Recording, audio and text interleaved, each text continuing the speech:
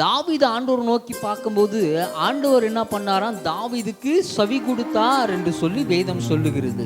இன்னைக்கு நம்ம என்ன கற்றுக்கொள்ள போகிறோம் என்று சொன்னால், இன்றைக்கு வேத புஸ்தகத்தில் பாடுகள் ஒரு மனுஷனுக்கு எதுக்காக வருகிறது, பாடுகள் ஒரு மனுஷனுக்கு எதுக்காக வருகிறது, யாருக்கெல்லாம் பாடுகள் வரும், பாடுகள் வந்தால் எப்படி நம்ம வாழ்க்கை எப்படி இருக்கும், எப்படி நடந்து போக முடியும், அது கிறிஸ்துக்கும் நமக்கும் எப்பேற்பட்ட சம்பந்தம் இருக்கிறது, உலக பிரகாரமான பாடுகளா இல்லை நமக்கு ஆவிக்குரிய பாடுகளா என்று சொல்லி கொஞ்சம் வசனத்தை மாத்திரம் நாம் பார்க்க போகிறோம். ஹல்லேலூயா. தேவ பிள்ளைகளே, இந்த பூமியில் நான் சொல்லிக் கொள்கிறது, மனிதர்களுக்கு யாவருக்கும் பாடுகள் என்றது கண்டிப்பாக இருக்கும். அப்படின்னு சொன்னா பாடு இல்லாம பரலோகத்தை பார்க்கவே முடியாதுங்க. பாடு பட்டாதான் கிறிஸ்துவை பார்க்க முடியும். அல்லேலூயா. பாடுகள் இல்லாம யாருமே பரலோகத்தின் வாசப்படி அண்டை கூட போக முடியாது. பாடுகள் இருந்தால்தான் கிறிஸ்து நம்மோடு கூட 100% இருப்பாரு. அல்லேலூயா. பாடு இல்லாம நான் ஜாலியா இருந்துடுறேன், பாடுகள் இல்லாம எனக்கு நல்லா கட்டுக்கட்டா காசு கொடுத்தீங்களன்னா நான் ஹாப்பியா இருந்துடுறேன், ஏன்னா எனக்கு கூட யாராவது காசு கொடுங்க, நானும் ஹாப்பியா இருந்துடுறேன். அல்லேலூயா.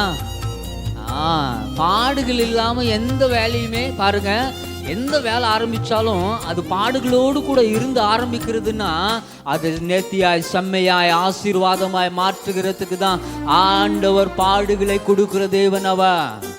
ஆமா, ஒரு விசுவாசி கிறிஸ்து ரத்தத்தால கழுவப்பட்டு இருக்கிறான் என்று சொன்னா ஆண்டவர் சும்மா விட்டுற மாட்டாரு. நம்ம காதுல போட்டு இருக்கிற நகை எப்படி வருது, சுத்தியால அடிச்சு அதை நெருப்புல காய வச்சு என்ன பண்றான், அது ஒரு டிசைன் வர்ற வரைக்கும் அதை கிரியேட் பண்றான். அது அந்த மனுஷன் பாருங்க, அது ஒரு ஆகாரத்துக்கு வர்றதுக்கு அதை நெருப்புல சுத்தியால அடிச்சு ஒரு ஆகாரத்துக்கு கொண்டு வரானா இல்லையா.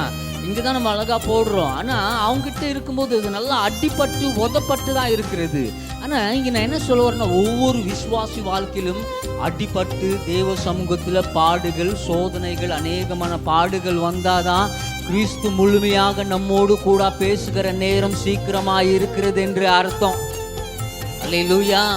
ஆமாம், பாடுகள் இல்லாமல் நான் ஜாலியாக இருக்கிறேன் பாருங்க, அங்கே உலகத்தான பாருங்க, விக்கிரக ஆராதனை பண்ணுறவனை பாருங்க, நல்லா போடுவான், ஹாப்பியாக இருப்பான், ஊர் சுற்றுவான், பயங்கரமாக ஆட்டம் ஆடுவான், வீட்டில் எல்லாம் கடன் இருக்கும், பிரச்சனை எல்லாம், அதுக்கெல்லாம் பயந்து போகவே மாட்டான், அப்படியே தர்ஜாவாக இருப்பான். நமக்கு சின்னதாக ஒரு பிரச்சனை ஒரு ஃபீவர் வந்துச்சுன்னு வச்சுக்கோ, ஃபஸ்ட்டு திட்டுறது ஆண்டவரை தான் சொல்கிறோம் நம்ம. அல்லேலூயா. சரீரத்தில் பாடு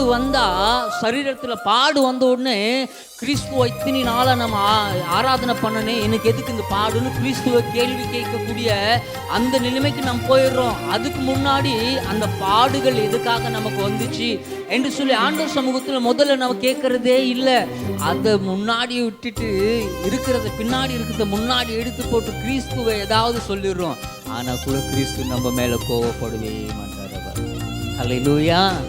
ஏன் தெரியுமா, அவருடைய ரத்தம் உனக்குள்ள எனக்குள்ள ஓடிக்கொண்டு இருக்கிறபடினால அவர் என்னமோ அடிக்க தூண்டுறாரு. அவர் சொல்லும் போதெல்லாம் உன்னை அடிக்கணும்னு தூணும், கை போகும். பட் அந்த பிளட் என்ன பண்ணும், அந்த வெளியேற பெற்ற பிளட் என்ன சொல்லும், இவன் என் மகன், அடிக்காதீங்க ப்ளீஸ் அடிக்காதீங்க.